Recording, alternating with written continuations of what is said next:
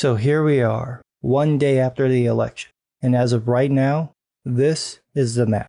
I stayed up all night waiting to see what would happen, and little did I expect that several states leaning red would just stop counting votes, and then suddenly turn for Biden when they started counting them again. But that's exactly what happened. They started counting mail-in ballots, which apparently skewed to Biden, so now Wisconsin and Michigan look like they're going to go blue, even though last night they were very much red. Nevada is a similar situation, looking like it'll go for Biden, which would give him the 270 he needs to win. Meanwhile, Pennsylvania, Georgia, and North Carolina are still leaning Trump, but they haven't been called. Pennsylvania may not be called until November 12th, but that won't matter if Biden gets Nevada, Wisconsin, and Michigan. Now, I'm not the conspiracy type, and I didn't vote for either of these two old men, so it's not like I'm invested in one winning over the other. However, what's happening in Wisconsin and Michigan looks questionable, and I wouldn't be surprised if there were some shenanigans at play. Biden made a statement early in the night that came across like he knew the result but didn't want to call it.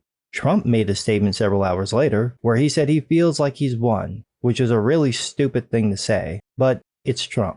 He does have a point though about the potential of votes being counted after everything is supposed to be closed. I think this will apply to the mail-in ballots being postmarked after the final date, but being counted anyway. I don't see how this isn't going to end up like the 2000 election.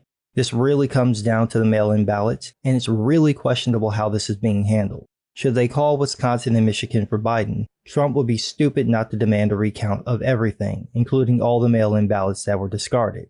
And I say that because it looks like Trump's numbers didn't change much in those two states, but Biden's did.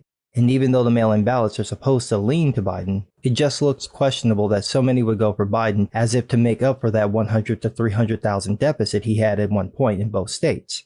We'll see what happens. My impression is that everything will hinge on whether Nevada goes blue. If Biden somehow loses Nevada, he still only has to pick up one more state, like Georgia, and then he's in. In contrast, Trump would need to win Pennsylvania, Georgia, and North Carolina, even if he won Nevada. There's also the issue of Arizona, which Fox News called early in the night even though there were still several thousand votes uncounted. Trump's campaign has contested that declaration, but the margins still favor Biden, so I don't know how Trump would make that up. If he does somehow get Arizona back, then Biden could win Nevada, Michigan, and Wisconsin, and Trump could win everything else and remain in office.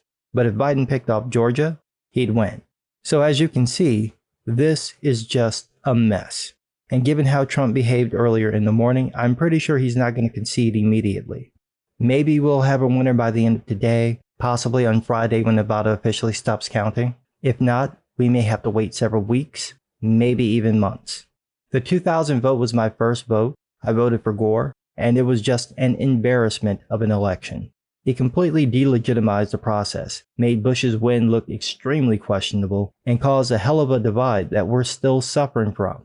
I think there's the same potential here, certainly if Trump wins, but even if Biden wins, because it really does look like the Democrats have messed around with the results to a degree. One thing I can say for certain though, is that the Biden landslide proved to be utter bullshit, just like rational people expected.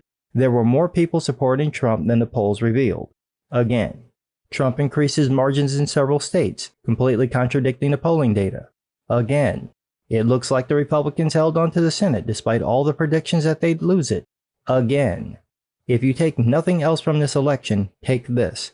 The pollsters were wrong. Again, you'd have thought they'd have learned their lesson the first time, but no. They made the same predictions with the same confidence and have been shown to be wrong, yet again. I think it's time we find another method of tracking polling information, because whatever they're using now just doesn't work anymore. We'll have to see where this goes. Based on the available info, it looks like Biden will win, so Kamala Ding Dong Harris will be president by the end of next year, assuming Biden doesn't immediately step down after the inauguration. If the Republicans hold the Senate, Biden will get nothing done, and the midterms may result in a complete flip of the House, depending on how batshit crazy his progressive policies are. So, it begins. But I'm glad to be with you, my Samwise Gamgees, here at the end of all things.